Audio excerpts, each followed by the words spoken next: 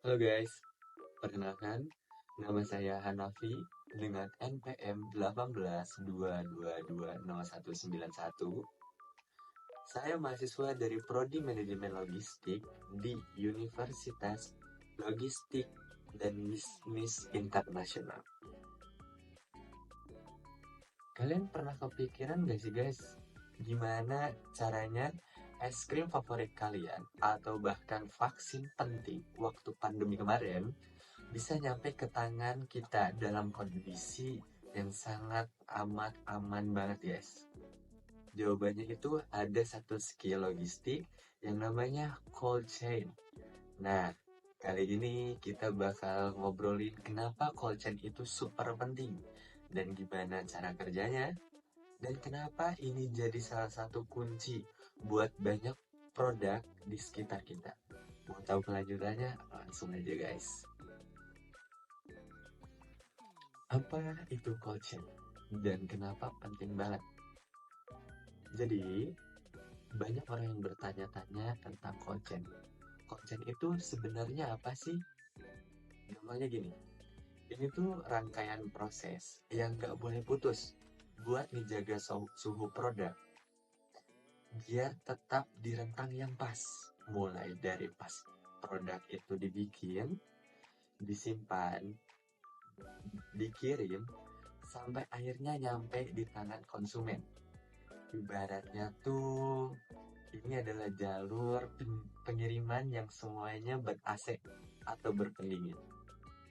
Jadi kenapa sih cold chain ini penting banget? Yang pertama itu untuk menjaga kualitas dan keamanan produk. Ini core utamanya.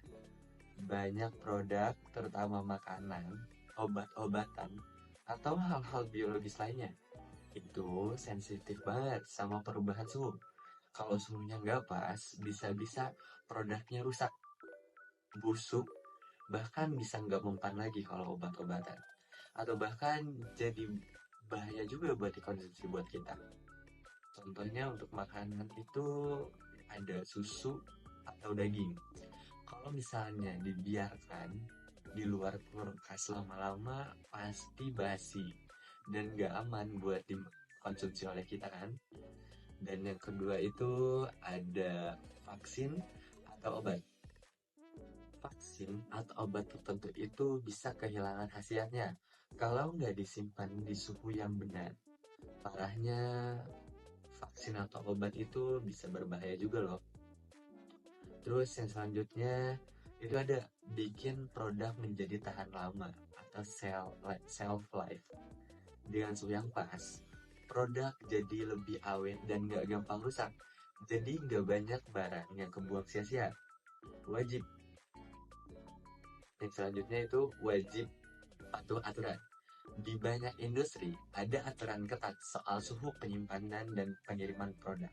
Nah, cold chain ini bantu biar kita nggak kena masalah hukum atau sanksi. Untuk yang selanjutnya yaitu kepercayaan konsumen.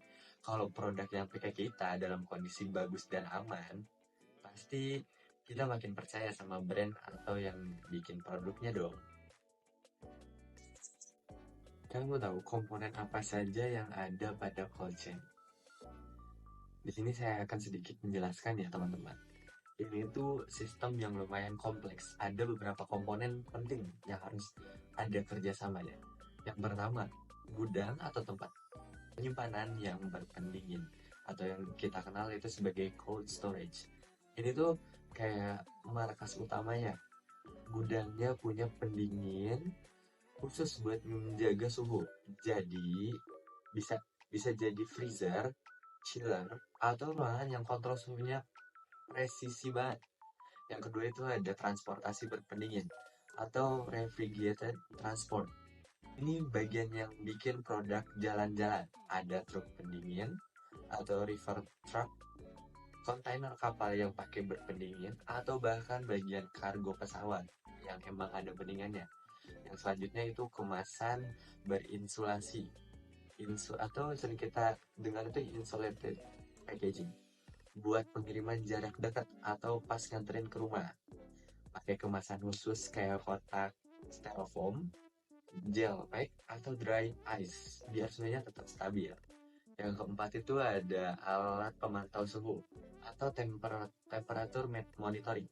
Ini penting banget, pakai sensor suhu, data logger, atau termometer yang terus-terusan ngecek dan nyatet suhu produk di tiap tahapan. Kalau ada suhu yang nyimpang, dia bakal kasih warning secara real time. Yang kelima itu prosedur dan pelatihan. Nggak kalah penting, semua yang terlibat harus tahu prosedur standar yang jelas dan udah dilatih.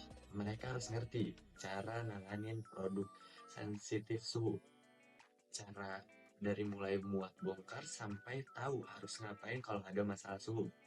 Bayangin aja, kalau salah satu aja mata rantai ini putus, misalnya listrik mati di gudang pendingin, atau truk pendingnya mogok di jalan, udah deh. Semua usaha buat jaga kualitas produk bisa gagal, bisa menjadi rugi bandar, guys. Dan yang terakhir, cold chain itu ada di mana aja sih? Cold chain ini dipakai banyak banget sektornya. Yang pertama, yang tadi saya jelaskan ada di bagian farmasi dan kesehatan nih, yang tadi guys, seperti vaksin, serum, insulin, dan banyak obat lain yang butuh suhu stabil. Ini sektor yang paling. Yang kedua ada makanan dan minuman. Ya seperti tadi guys, ya kayak daging, ikan, susu, buah, sayur, frozen food, minuman olahan, hampir semua makanan fresh yang kita makan itu lewat cold chain. Terus floricultura atau yang sering kita lihat itu sebagai bunga potong juga, bunga-bunga yang dipotong itu guys, bunga potong juga butuh suhu terkontrol biar nggak layu pas nyampe. Dan terakhir itu ada tahap kimia dan bahan biologi.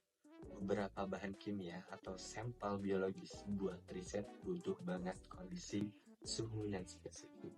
Jadi gitu guys, sedikit penjelasan tentang apa itu cold chain. Buat kalian semua, terima kasih yang telah menyaksikan video ini dan mohon maaf bila ada kesalahan. And see you in the next video guys. Bye.